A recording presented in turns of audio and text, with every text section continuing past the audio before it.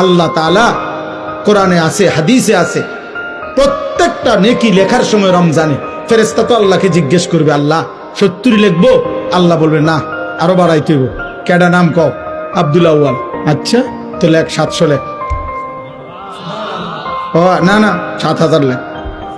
না না 70,000 লেখ। না না 7 লক্ষ লেখ। এক সেজদা 70 লাখ লেখ।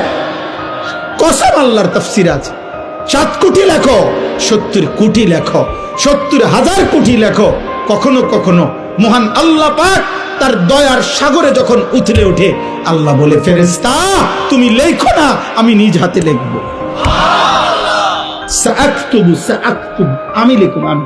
তুই পারতি না ফেরেশতা, তোর কম্পিউটারে দুধ ধরে না, তোমার কলম হইতো না। আমার বান্দার সেজদা এটার নেকি, রোজা এটার নেকি, আমি উঠামো, আমি।